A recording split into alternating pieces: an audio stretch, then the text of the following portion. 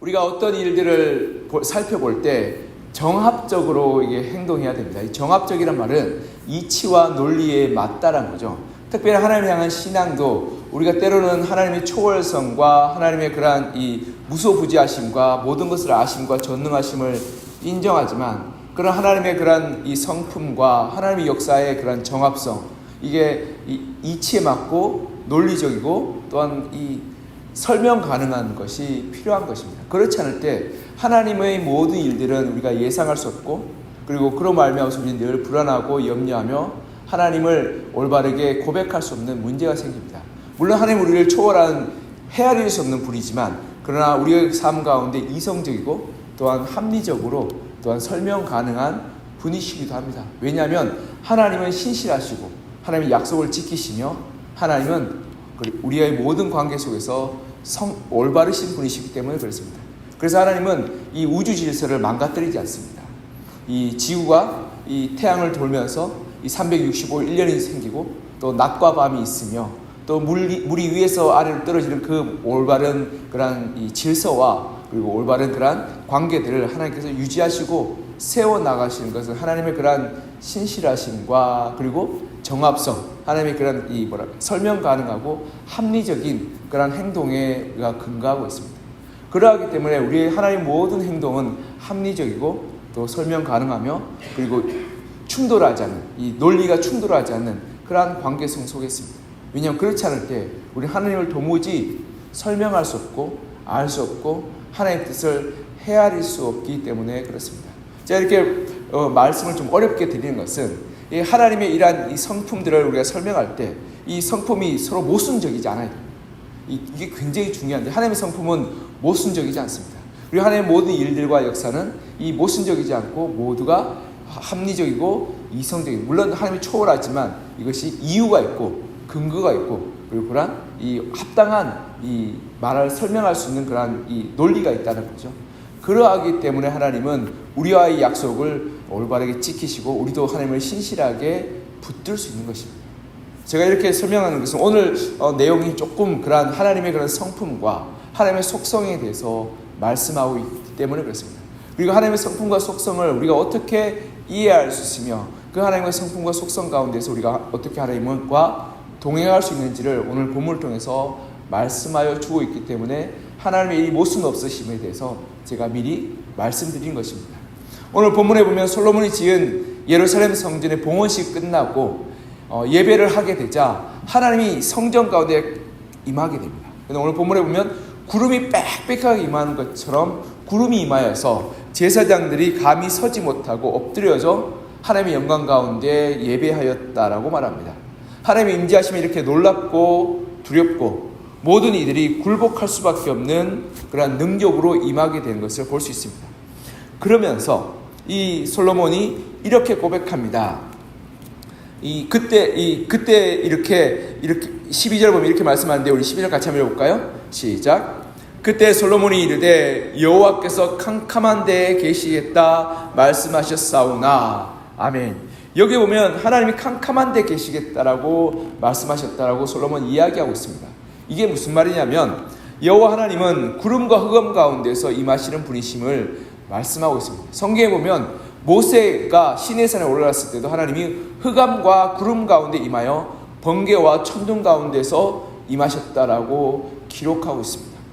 그리고 하나님은 캄캄하고 흑암 가운데 임하셔서 구름 가운데 거하신다라고 다른 기록에도 나타나 보여주고 있습니다. 왜 하나님은 구름과 흑암 가운데 임하실까? 이 굉장히 중요한 질문인데, 하나님이 광명한 가운데 빛으로 나타나시지 않겠습니까? 광명하게 빛으로 나타나셔야 되는데 왜 구름과 흑암 가운데 나타나실까? 이에 대한 질문이요. 출애굽기 33장 18절에 20절에 나타나는데 이런 구절이 있습니다. 모세가 이르되 원하건대 주의 영광을 내게 보이소서.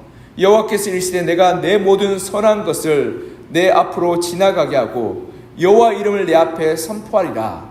나는 은혜 베풀 자에게 은혜를 베풀고 긍휼히 여길 자에게 긍휼히 베푸느니라. 또 이르시되 내가 내 얼굴을 보지 못하리니 나를 보고 살 자가 없음이니라. 여기에 하나님의 그런 구름과 어둠 속에 거하는 힌트가 숨겨져 있는데요. 왜냐하면 하나님의 영광을 그대로 보게 될 때 하나님 반드시 이 인간을 죽일 수밖에 없습니다. 왜냐하면 구름과 흑암 가운데 거하신다는 말은 이 시편의 97편에 나오는데요. 구름과 흑암 가운데 거하시며 의와 공평을 기초 삼다는 말이 있습니다. 구름과 흑암 가운데 있을 때 하나님의 성품이 뭐냐 하면 의와 공평인 것입니다. 의와 공평의 하나님이 불의한 것과 그리고 차별적인 인간을 만나게 될 때 그 인간을 반드시 심판하기 때문에 인간은 그 하나님의 앞에서의 죄로 말미암아 죽을 수밖에 없는 것입니다. 그래서 하나님은 인간을 살리기 위해서 구름과 흑암 가운데서 자기를 가리우시는 거죠. 마치 한낮의 땡볕에, 여러분 요즘 너무 날씨가 덥죠? 너무 더운데 한낮의 땡볕에 얼음을 두면 어떻게 될까요? 순식간에 녹아버립니다. 어제 같은 날씨에, 어제 아니면 토요일 같은 날씨, 토요일 제가 아동부의 성경에 갔다 왔는데 너무 덥더라고요. 한낮에 땡볕에 햇빛을 내찌는데 숨이 턱턱 막히고 얼굴이 펄게 있는데 얼음을 넣는데 순식간에 녹아버려요. 그와 마찬가지로 하나님의 빛을 그대로 비추게 되면 우리가 어떻게 되냐면 하나님 앞에 녹아 없어져 버립니다. 죄로 말미암아 다 멸망하게 되고 심판받게 되고 죽어버릴 존재인 것입니다. 그러하게 하나님은 흑암과 구름 가운데서 숨어 계시는 분이다라고 성경 기록하고 있는 것입니다. 그래서 이 출애굽기 제가 아까 말씀드렸다시피 33장 18절 20절에 보면 하나님께서 이렇게 말씀합니다. 모세가 하나님께 하나님의 영광을 보여달라고 기도하자 하나님이 이렇게 말합니다. 나의 선함과 긍휼함은 너에게 보여줄지언정 내가 너를 얼굴로 못 보여준다. 이 말은 뭐냐면 하나님의 성품인 의롭고 선하고 그리고 전능하신 하나님을 내가 보여줄 수 없다. 그러면 그렇게 되는 경우는 반드시 죽게 될 것이라고 말씀하고 있는 것입니다. 그러하게 하나님은 흑암과 구름 가운데 숨어 계셔서 우리에게 하나님의 단편적, 굉장히 아주 작은 부분만 보여주시고 있는 것이죠. 왜냐하면 하나님의 그런 임재하심을 인간이 감당할 수가 없습니다. 반드시 죽을 수밖에 없기 때문에 그렇습니다. 그러하게 솔로몬은 이렇게 말합니다. 하나님이 캄캄한 데 계시지 않습니까? 근데 13절에요. 놀라운 말들인데 이렇게 기록하고 있습니다. 13절 같이 한번 읽어보겠습니다. 시작. 내가 참으로 주를 위하여 계실 성전을 건축하였사오니 주께서 영원히 계실 처소로소이다. 아멘. 이 하나님이 흑암과 이 어둠 가운데서 빽빽한 구름 가운데 거하셔서 우리를 죽음으로부터 멸망으로부터 보호하시고 지키시는 하나님이십니다. 그러기에 하나님은 어둠과 구름 가운데 숨어 계신 분이신데 오늘 솔로몬이 이렇게 말합니다. 내가 하나님을 위해서 성전을 건축하였사오니 하나님께서 이 성전에 영원히 임하여 주십시오 라고 말하고 있는 것입니다. 그런데 놀랍게도 이 솔로몬의 기도처럼 하나님이 이 성전에 임하여 하나님의 영광으로 충만하게 비추어주시고 임하여 주시는 것입니다. 그러하게 이 성전에요 구름이 빽빽하였던 것입니다. 왜냐하면 하나님의 영광이 있는 그대로 임하였다면 여기 있는 제사장들과 그리고 왕과 그리고 백성들이 모두 다 죽어버릴 것이기 때문에 그렇습니다. 그러하게 구름 가운데 빽빽하게 임하여서 하나님은 그 가운데 임하였고 그 구름 가운데 있음에도 불구하고 어떻게 했습니까? 제사장들이 그 하나님의 영광을 견디지 못해서 다 엎드려져서 하나님 내가 차마 하나님의 영광을 볼 수 없습니다. 내가 하나님의 임재 가운데서 설 수 없습니다 라고 두려워서 벌벌 떠며 엎드려 하나님께 예배하였던 것입니다. 하나님이 임재하심과 하나님의 역사하심은 은혜의 자리이기도 하지만 두려움과 무시무시한 자리이기도 합니다. 마치 햇빛이 이 한낮에 뜨거운 햇빛이 내리쬐면 모든 물과 얼음이 녹아 없어져 버린 것처럼 인간 가운데 비추게 될 때 모든 인간은 죽어버릴 수밖에 없는 것입니다. 하지만 오늘 본문에 보면 다윗이 사모하고 간절히 바라고 고대하였던 하나님의 임재하심, 하나님이 우리 삶 가운데 임하였으면 하루라도 살다가 죽어도 내가 소원이 없습니다라고 고백했던 그 다윗의 소원함, 원수의 장막에서 첫날보다 여호와의 성전에서 하루가 낫다라고 고백했던 이 다윗의 고백처럼 하나님께서 내 삶 가운데 우리의 인생 가운데 임하신다면 하루만 살아도 족하겠습니다라고 고백했던 그 다윗의 하나님 향한 사모함과 간절히 바람을 하나님께서 귀하게 여기십니다. 그리고는 다윗에게 약속하시죠. 너가 나를 위해서 성전을 지으라. 그리고 그 성전을 짓자 하나님께서 그 가운데 임하여서 은혜와 영광을 비추어 주셨던 것입니다. 그리고 그 가운데 어떻게 합니까? 구름을 빽빽하게 임하게 하여서 하나님의 영광이 인간들에게 비춰가지 않도록 가리워 주시고 보호하여 주셨던 것입니다.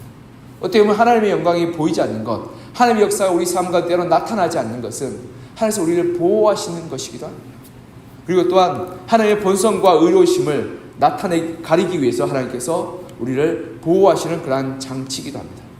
그런데 오늘 본문에 보면 하나님은 인간을 위해서 이렇게 스스로 낮추시고 제한하시고 거리를 두셨기에 우리를 보호하시고 긍휼히 여기시는 분이신데, 이러한 분이 직접 이 예루살렘 성전에 임하셨다는 이 놀라운 사실 앞에서 사모하고 바라고 간절히 찾고 구할 때 하나님께서 우리 삶 가운데 임하여 주신다는 것입니다.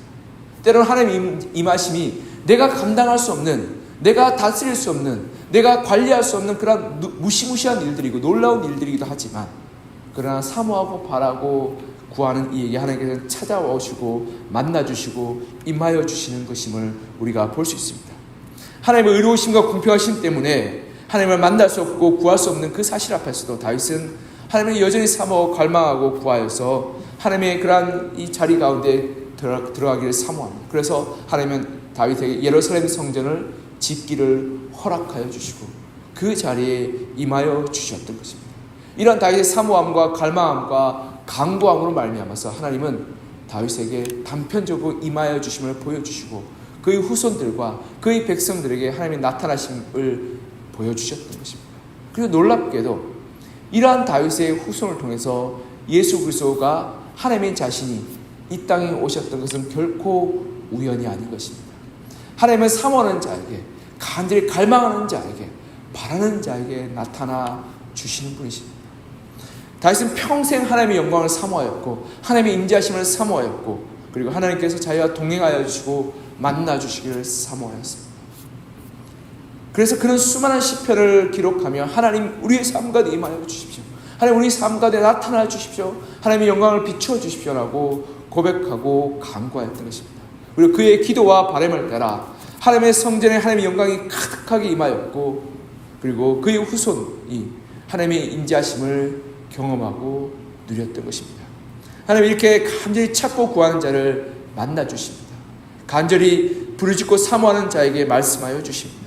비록 하나님의 나타나심이 나의 예상과 달리 두렵고 떨리고 무시무시한 일이라 할지라도 하나님을 사모하고 바라고 간구하는 이들에게 하나님을 만나 주십니다. 여러분 성령께서 임하게 될 때, 제가 어제 주일 설교를 통해서 말씀하셨지만 성령이 강하게 임하게 되면 가장 먼저 일어나는 일들이 뭐냐면 죄가 드러납니다. 그렇기 때문에 하나님의 임재하심은 사실 무섭고 두려운 일이기 때문에 그렇습니다. 여러분 하나님이 임하시면 우리를 좋게 말하고 우리 삶을 고쳐주고 복주고 돈을 주는 것, 그것은 우상이 하는 것입니다. 하나님 우리 가운데 진짜로 임하게 될 때 일어나는 일은 뭐냐면 우리의 불의함과 거짓됨과 죄악됨을 밝히 드러내는 것입니다. 그러기에 하나님이 임재하시는 것은 두려운 일이고 무시무시한 일이고 감당할 수 없는 일이 되는 것입니다. 그런데 그 하나님의 임재하심 우리가 감당할 수 있도록 우리 주님께서 신약에서 십자가의 못을 박혀 죽으셨습니다. 그래서 우리 하나님이 우리 삶 가운데 임할 때 우리의 죄가 밝히 드러나서 반드시 죽을 수밖에 없고 반드시 멸망할 수밖에 없음에도 불구하고 우리 주님의 십자가의 보혈의 공로로 우리를 씻어주시고 고쳐주시고 돌이켜주시는 것입니다. 그럴 때 우리가 하나님 앞에 담대히 나아가 하나님의 얼굴을 만나고 하나님의 영광 가운데 거할 수 있게 되는 것입니다. 우리가 하나님을 사모했으면 좋겠습니다. 하나님을 바라고 간절히 구하였으면 좋겠습니다. 그럴 때 하나님 우리 삶 가운데 찾아와 주시고 하나님의 은혜와 능력으로 우리를 풍성케 하여 주시며 우리의 삶 가운데 하나님의 빛을 비추어 주시는 것입니다. 잠언에 이렇게 잠언 8장 17절 이렇게 말씀합니다. 나를 사랑하는 자들이 나의 사랑을 입으며 나를 간절히 찾는 자가 나를 만날 것이니라. 아멘. 우리가 하나님을 사랑할 때 하나님 우리에게 사랑을 베풀어 주십니다. 우리가 하나님을 간절히 찾을 때 하나님 우리 가운데 나타나 주시고 찾아와 주셔서 우리 가운데 하나님의 영광과 은혜를 비추어 주시는 것입니다. 그리고 그렇게 될 때 하나님께서 우리 삶 가운데 길이요 진리요 생명 되어 주셔서 우리의 길을 비추어 주시고 우리의 삶의 길들 가운데 함께하여 주시며 동행하여 주시고 은혜를 부어 주시는 것입니다. 다윗이 자기의 평생의 삶 가운데 하나님을 갈구하고 갈망하고 사모하였습니다. 그 평생 삶, 다윗이 약 한 80여 년, 60여, 70여 년, 80여 년을 살았는데요. 그 삶의 기간 동안에 늘 하나님을 사모하고 늘 바라고 늘 갈망했습니다.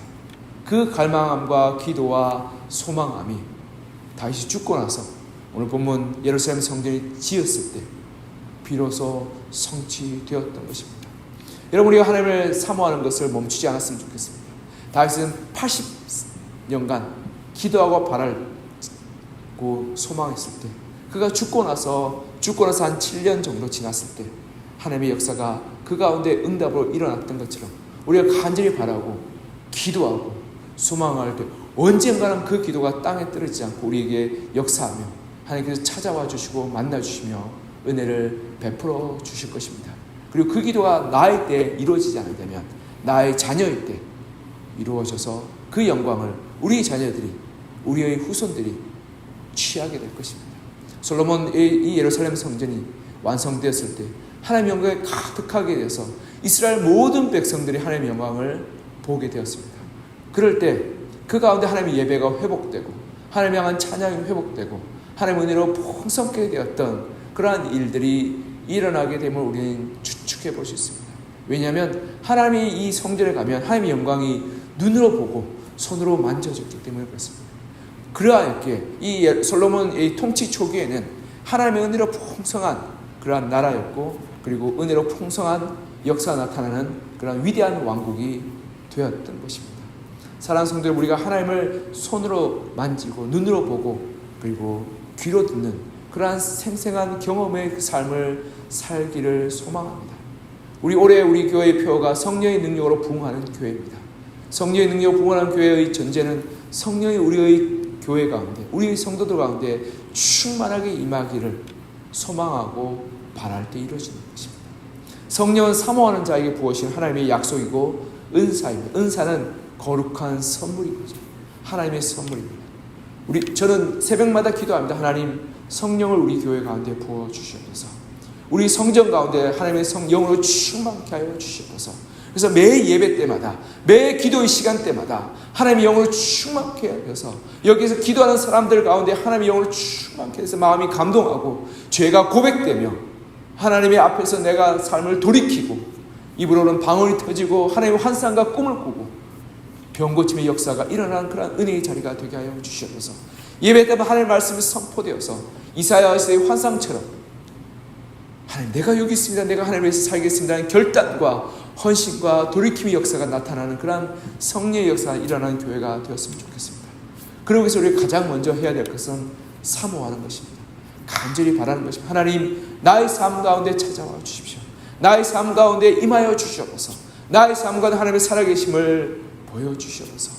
그래서 나의 죄를 용서해 주시고 씻어주시고 깨닫게 하시고 고쳐주셔서 하나님의 영광 가운데 들어가게 하여 주시고 하나님을 만나게 하여 주셔서 순간순간 성령의 만져주심과 역사하심을 말미암아 우리가 날마다 살 수 있도록 도와달라고 부르짖고 기도할 때 하나님께서는 하나님의 선하심과 의로우심과 신실하심, 그리고 십자가의 우리 주님의 그러한 구속의 은혜로 말미암아 우리 가운데 나타나시고 하나님의 영광을 비추어 주시는 것입니다.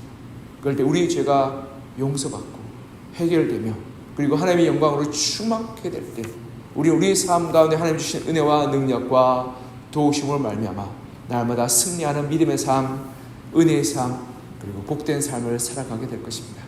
이렇게 성령의 충만함과 성령의 역사를 사모하는 말미암아 나의 삶 가운데, 우리 교회의 그러한 모임 가운데 하나님의 영광으로 충만하게 되어서 기도의 자리, 예배의 자리가 은혜의 자리로 변화되고 하나님 만나는 은혜의 자리가 되고, 또한 그런 말미암아서 날마다 하나님의 살아계심을 나타내는 우리 교회, 우리 나의 삶이 되기를 간절히 소망하며 축복합니다.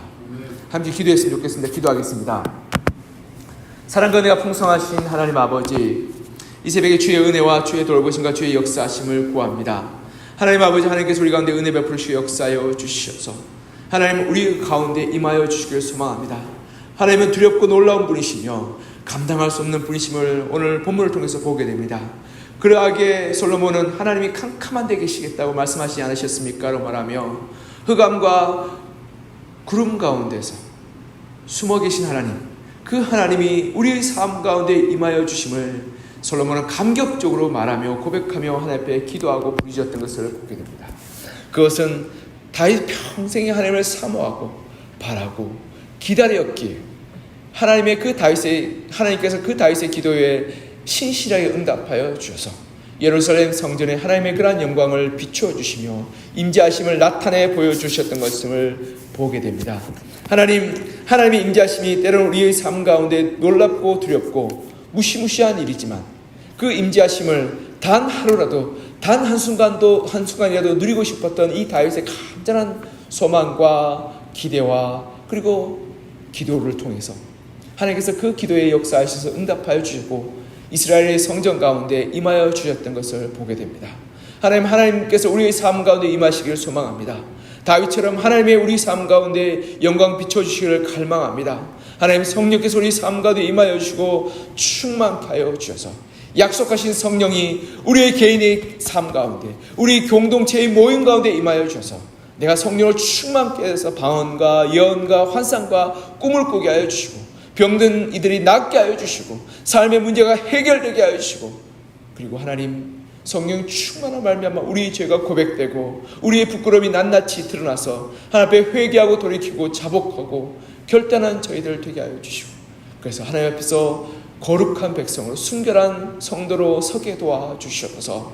또한 우리 교회의 모든 예배와 기도의 시간 가운데 성령께서 충만하게 임하여 주시기를 소망합니다. 성령께서 우리 기도 가운데 임하여 주셔서 성령의 충만한 역사가 흘러가게 도와주시고 우리 교회에 와서 기도하는 모든 성도들이 성령의 충만함 받아서 세상 가운데서 성령이 주시는 도움과 은혜로 나아가 승리하게 하여 주시고 우리의 모든 예배가 성령의 충만한 하나님의 영광의 임재함이 있는 교회가 되게 하셔서 찬양 가운데 하나님을 감격으로 이름 높여드리고 기도 가운데 하나님을 찾고 구하게 하여 주시며 말씀 가운데 하나님의 그러한 우리의 귀를 울리는 그 말씀이 우리의 마음을 울리는 그 말씀이 들려지게 하여 주셔서 하나님 앞에 결단하고 헌신하는 놀라운 역사가 우리 가운데 이루어지게 도와주시옵소서. 하나님께서 우리 가운데 임하여 주시기를 소망합니다. 예루살렘의 성전에 임하였던 하나님께서 우리 서부강성교회의 이 성전에 임하여 주시고 우리 각 사람의 심령 가운데 임하여 주셔서 주의 은혜와 그리고 주의 사랑으로 충만케 하여 주시고 그래서 우리가 날마다 하나님께 동행하며 하나님의 영광 가운데 거하는 저희들 되게 하여 주시옵소서. 주께서 우리의 삶 가운데 임하여 주셔서 기도 가운데 응답하여 주시고 부르심 가운데 역사하여 주실 것을 간절히 소망하며 살아계신 예수 그리스도 이름으로 기도드립니다. 아멘.